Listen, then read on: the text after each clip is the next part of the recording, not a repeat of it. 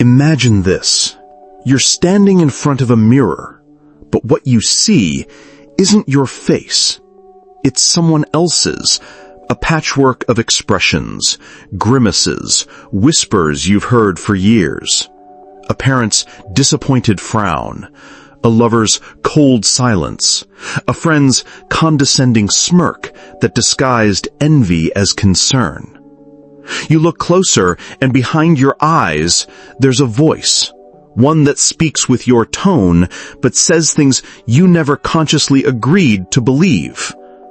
You're not good enough. Who do you think you are? Don't even try. You'll just embarrass yourself. You didn't invent these thoughts, but now they wear your voice. They echo inside you like truths, not memories. So let me ask you something no one else dares to ask. How many of your thoughts are truly yours? How many beliefs you live by, your fears, your hesitations, your insecurities, were handcrafted by you, and how many were quietly planted there by people who said they loved you while dripping poison behind their smiles? Here's the paradox that should shatter your certainty. The most dangerous voice in your head doesn't scream.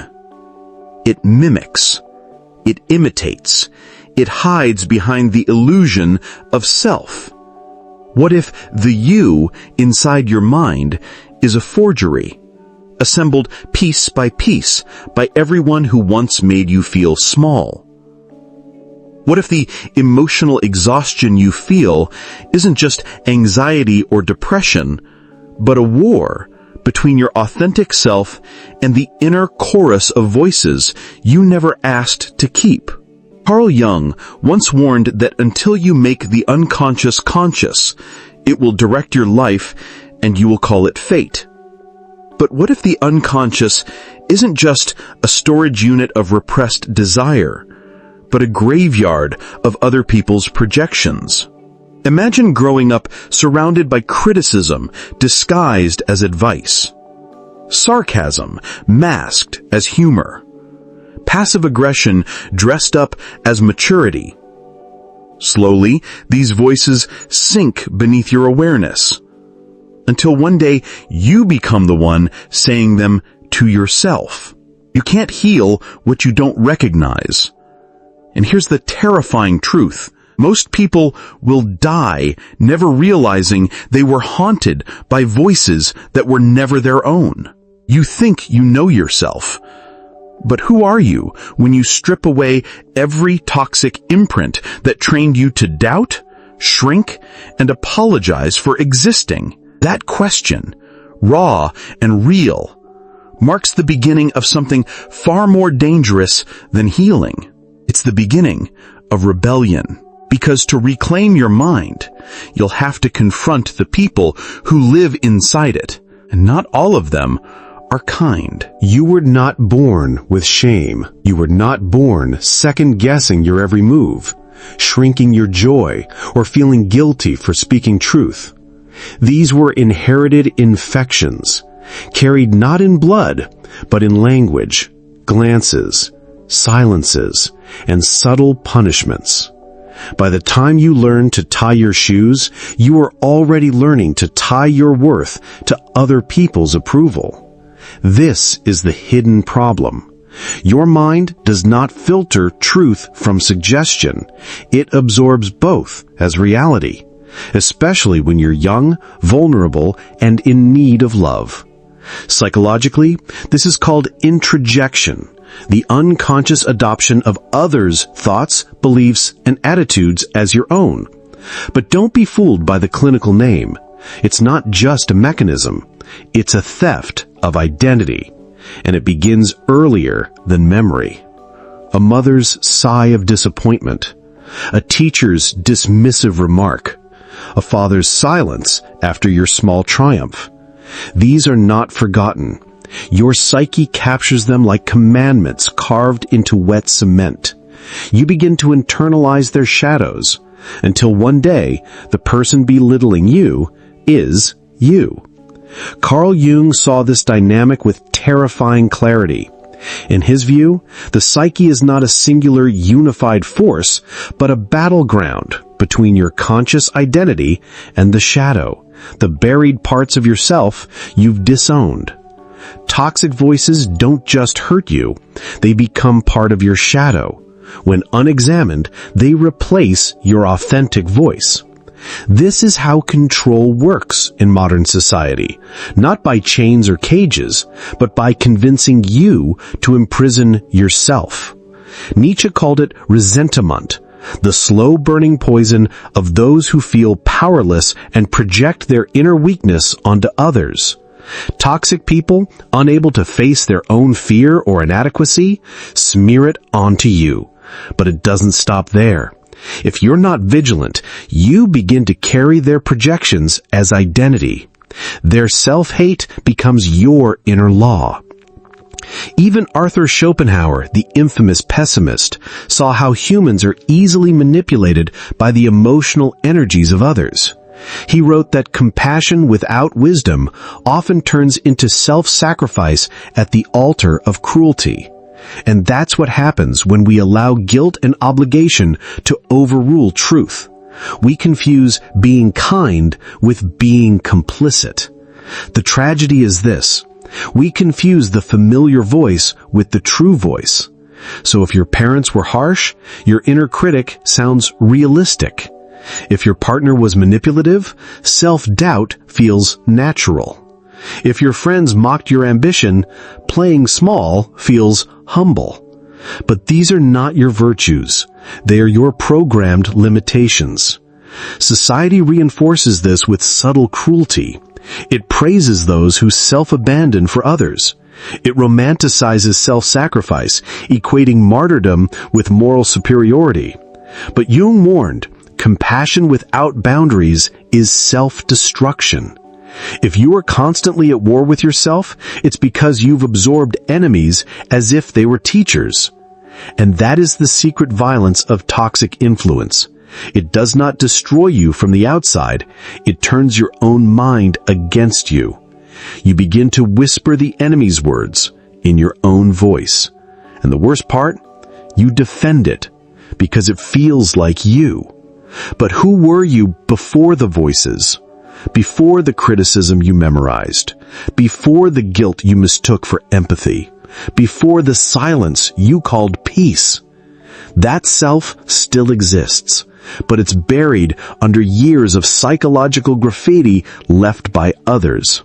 And until you wipe the walls clean, their voices will keep echoing, even in your dreams. What happens when someone else's voice becomes your own? You don't just hear it, you believe it, you defend it, you shape your life around it. This is how toxic influence becomes destiny, not through force, but through repetition. Your subconscious mind is not a skeptic. It does not ask, is this true? It only asks, how often have I heard this before? That's the cruel genius of psychological conditioning. The more frequently something is said to you, especially by those you love, trust, or depend on, the more likely it is to bypass your defenses and root itself deep within your psyche.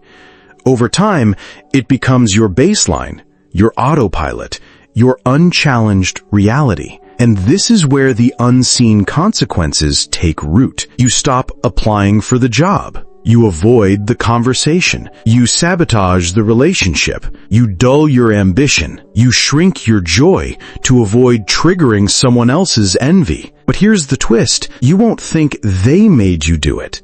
You'll think you chose it. Because the voice saying, "Don't try, you're not ready," sounds exactly like you. The implications are enormous. Cognitive psychology calls this confirmation bias. Your mind selectively filters reality to confirm what it already believes. So if your inner voice says you're not enough, you'll find reasons to validate that belief everywhere. A missed opportunity, a harsh comment, a failed attempt. But these are not coincidences. They're self-fulfilling prophecies. Once the toxic voice installs its beliefs, you become the agent of your own defeat. Neuroscience goes even deeper. The brain, through a mechanism called neuroplasticity, literally rewires itself based on repeated thoughts and experiences. Toxic voices etched in childhood don't just shape beliefs, they reshape your brain's architecture. The critic becomes a groove in your neural pathways. The doubter becomes a reflex. The guilt becomes a habit of being. You're not just haunted by the past, you're physiologically sculpted by it. And then society steps in, with its endless machinery of shame and spectacle. Algorithms feed you content that reinforces your insecurity. Social media idealizes inauthentic lives, making you question your own worth. Consumer culture exploits your sense of inadequacy to sell you products, promises, and personas. Modern life, in many ways, depends on you never realizing the voice in your head isn't yours, because an unhealed mind is a loyal customer. This is why the consequences of internalized toxicity extend beyond the personal. They're systemic. They keep the machinery of numbness running. They normalize the abnormal. They glorify burnout. They romanticize self-erasure. They train generations to be agreeable, adaptable, and apologetic. And most people never notice. They think their exhaustion is a time management problem. They think their anxiety is a personality trait. They think their depression is a random chemical imbalance. But what if it's not just chemical? What if it's spiritual erosion, the slow decay of the self under the weight of voices that never belonged to you? What if your suffering is not a flaw to be fixed, but a signal, an SOS from the authentic self buried under years of psychic manipulation? This is not just about healing wounds. It's about reclaiming sovereignty. Because if you don't recognize the voice in your head, how can you ever know what's truly yours? And if you don't choose your inner voice, someone else already has. There comes a moment, not loud or cinematic, but quiet and electric. A moment when you hear the voice in your head say, "You're not good enough." And instead of believing it, you ask, "Says who?" That is the spark of rebellion, not against others, but against the false self you were conditioned to become. Because healing doesn't begin with affirmations or motivation. It begins with inquiry. It begins when you stop asking, "How do I fix myself?" and start asking, "Who taught me I was broken?" This is where you reclaim your mind. Carl Jung believed that liberation comes through shadow integration, not by destroying the darkness within, but by bringing light to it. You do not silence the inner critic by fighting it. You expose it. You listen to its words and ask, whose voice is this really? Your job is not to erase the voice. It is to disidentify from it, to realize that voice is not me. It's a recording, a ghost, a psychological echo. And once you name it, its power begins to die. But naming is only the beginning. The real rebellion requires reconstruction, rebuilding your inner architecture from scratch.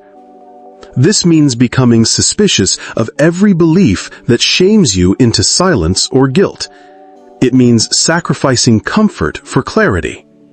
It means turning your mind into sacred territory where no uninvited voice is allowed to stay. So how do you begin? First, ritualize awareness. Journal like your life depends on it. Not just about events, but about voices. Whose voice do you hear when you hesitate to act? What phrase do you repeat before you self-sabotage? Write it down. Deconstruct it. Trace it to its origin. If the voice isn't rooted in love, it doesn't belong. Second, speak aloud the truth. Sound creates vibration, and vibration rewires energy.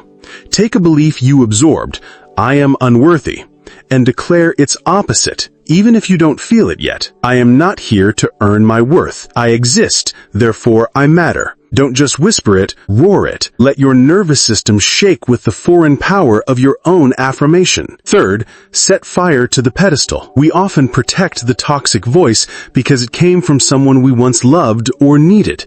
A parent, a mentor, a partner. But love does not justify poison, and you do not owe anyone your silence to protect their mythology.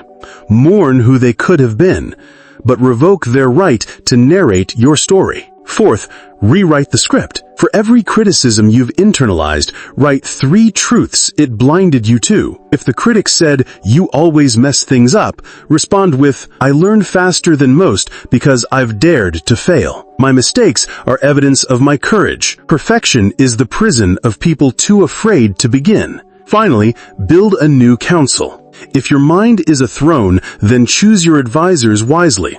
Let Nietzsche challenge your cowardice. Let Jung illuminate your shadow. Let Gabor Mate remind you that addiction is not moral failure, but unhealed pain. Let voices of truth, depth, and empowerment become your new inner choir. You are not here to be agreeable. You are here to be real. And realness requires rage, not the destructive kind, but the sacred fire of clarity that says, no more lies, no more self-erasure, no more living as the echo of someone else's weakness. This is your revolution. And it doesn't begin with action. It begins with permission to see yourself as whole, even while healing. To question what others accepted, to be loyal, finally, to the voice you've spent your whole life silencing, your own. There is a terrifying, beautiful moment at the edge of awakening. You sit in silence, not the kind filled with thoughts, but the silence that feels like standing at the center of a collapsed cathedral. No noise, no echo. Just the wreckage of every false identity you once called me.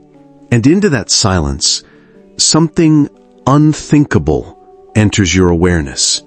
Not a thought, not a memory, a question. What if I was never broken, only convinced I was? You let it hang there, heavy, radiant.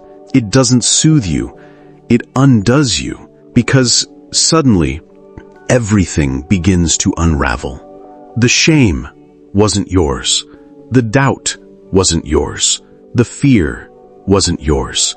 They were inherited, absorbed, recycled from people too wounded to carry their own truth. So they handed you theirs, like a curse, disguised as love. You realize the voice inside your head was never your own reflection. It was a projection, a mirror, distorted by years of expectation, emotional manipulation, and subconscious survival. And now you face the most profound paradox of all. To become who you truly are, you must first unbecome who you were trained to be. This is the final step. Not healing, not improvement, but returning to something ancient, untouched, and alive inside you. A self not shaped by fear, performance, or people-pleasing. A self who does not seek permission to feel. A self who knows that worth is not something to be earned. It is something remembered. Jean-Paul Sartre said, "Freedom is what you do with what's been done to you." This is the choice you now face. Do you keep rehearsing the pain until it becomes your personality, or do you stand in the ashes of the voices that trained you and choose to speak, at last, with a voice born not from fear, but from truth? The world doesn't need more noise. It needs people who have stared into the abyss of themselves and returned with clarity. It needs those who are no longer loyal to their suffering, who are not interested in pleasing the ghosts of their past, who dared to live without internal permission slips from people who abandoned them long ago. You are not here to echo the trauma of those who couldn't love you right. You are here to end the cycle, to be the silence after centuries of screaming, to be the clarity after generations of confusion, to be the mirror that finally reflects truth, not projection. This is not self-help. This is self-resurrection. The voice that once said you're not enough will still visit. It always does. But now you'll greet it differently. You'll say, I know where you came from, and I know who I am. You no longer get to decide. And then, with a breath so deep it feels like a beginning, you'll speak again. Not with their voice, not with fear, but with the voice you buried long ago, now rising like a storm, soft, sovereign, and undeniable. The voice that was always yours.